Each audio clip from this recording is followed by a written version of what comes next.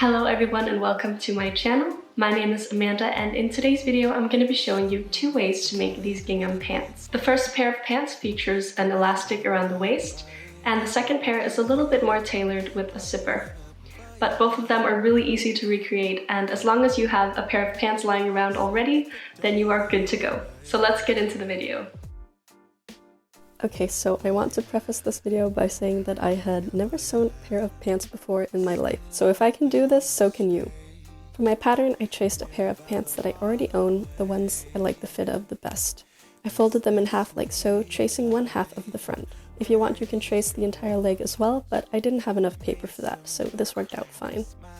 I made sure to fold the pants right on the seam and traced without any seam allowance. I cut out my pattern and laid both of them on my fabric. The fabric is folded in half, and I tried to follow the lines in the fabric pattern so they went straight down my pant legs. I used my reference pants again to measure the length and took in a bit of width at the bottom. I want these to be a bit tapered and not straight down like the originals. I repeated for the back panels, and now I'm pretty much ready to cut out my pieces.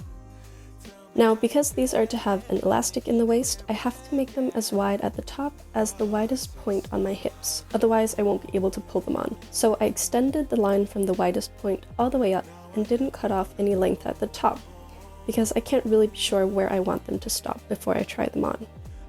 I cut out my panels with 1.5 centimeters seam allowance and 3 at the bottom so I can fold them in.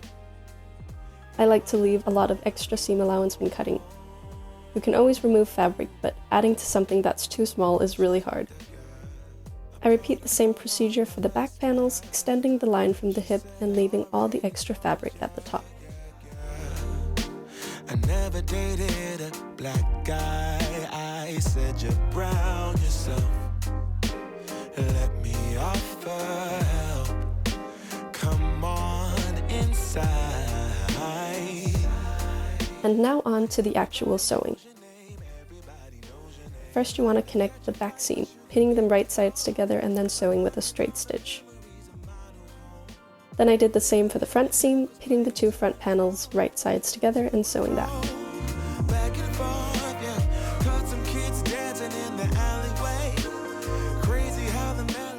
Now you have the 2 front panels connected and the 2 back panels connected. The next step is sewing the side seams together.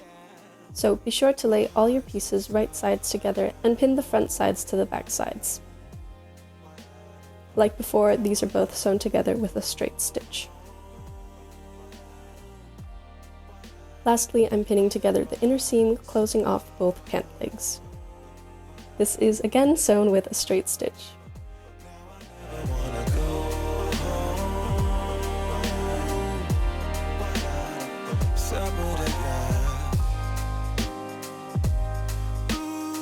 Okay, now that we have what looks like a pair of clown pants, it's time to add the elastic to the waist. I'm using this 3 centimeter wide elastic, and what I did was try the pants on and then place the elastic around my waist as I want it to sit, folded over the fabric, marking with pins. You'll probably want the back to be a bit longer than the front, and you can see the slope here. I measured the width of the elastic plus seam allowance to fold over, and then cut off the excess fabric.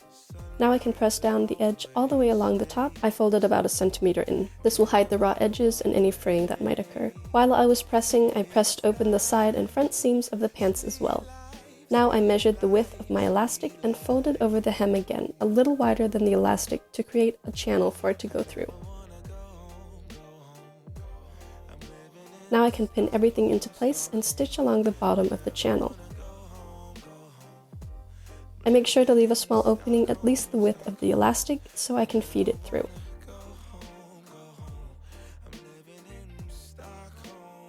Once it's fed all the way through, I sewed together the ends, making sure that nothing was twisted.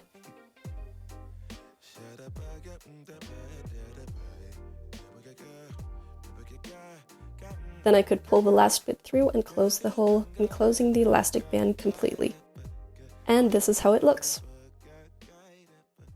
The very last step on these pants is to hem the bottom of each pant leg. I did this by hand, but if that's not your thing, you can easily do it by machine as well. I do it by catching a small amount of thread on the fabric that will show through to the outside, and then only catching 1 layer of the fabric that's folded in. This will make the stitches almost invisible from the front. And now on to the second pair of pants.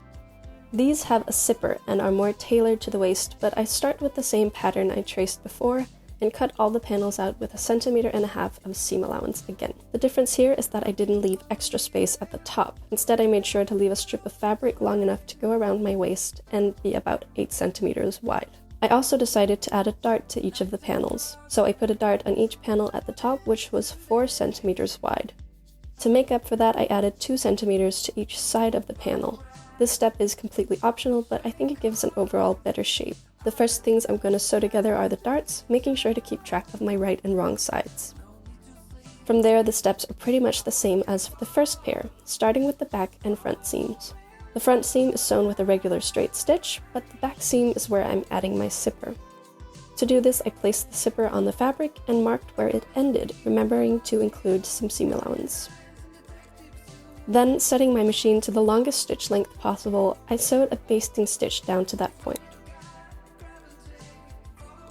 This will be removed later, so no need to backstitch or anything. When I got to the pin, I switched to my regular stitch length and sewed the rest of the seam like I did the others. You can see the difference here. Now to attaching the zipper. This is probably the hardest part to make nice, but what I did was I placed it facing down onto my back seam. Then I pinned down both sides of the zipper, making sure it was completely centered. If you gently pull apart the seams from the front, you should be able to see the middle of the zipper through. Once I had pinned it all down, I used a zipper foot to get as close to the zipper as possible. This can be quite fiddly. Finally, I turned the pants right sides out and seam ripped the basting stitches over the zipper away.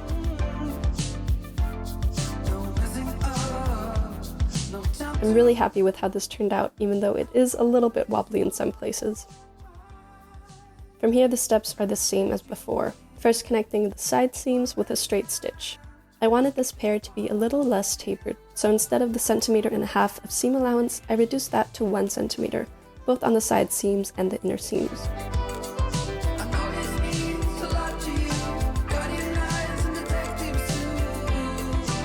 To finish off the waist, I cut out a waistband that was about 8 centimeters wide, and the length of the circumference of my waist, plus a small overlap. I also used this fusible interlining to strengthen it. Because it was a bit too wide with the seam allowance, I cut one of the sides off. Then I pressed the interlining onto the waistband, fusing the two together. If you do this, try not to move the iron back and forth, but just place it onto the fabric and hold. This way there won't be any shifting in the fabric. I pressed the last bit of overlap so everything is nice and clean.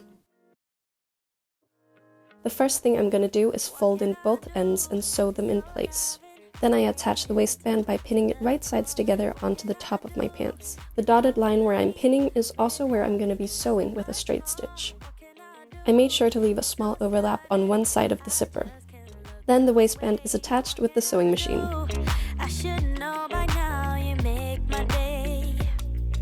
To finish off the waistband nicely, I tucked in the ends of the zipper and folded the band inwards like so. That's why there was a dotted line in the interfacing in the middle of the waistband as well. I hand sewed the waistband to the inside of the pants with very small whip stitches, making sure to not poke through to the outside.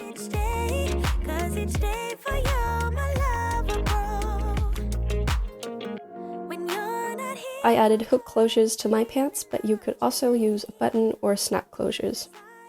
Finally, I hemmed the bottom of the pant legs the same way as I did with the pink ones.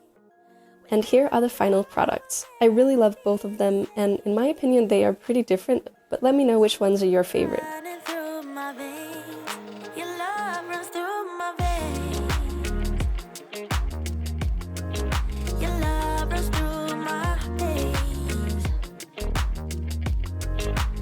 Thank you so much for watching. I hope you enjoyed the video. If you decide to recreate any of these pants, I would love to see them. It really makes my day when you guys tag me in stuff that you've made inspired by my videos. So please do that. I really love to see it. If you have any questions or ideas, feel free to leave a comment down below, and otherwise I'll see you in my next video. Bye!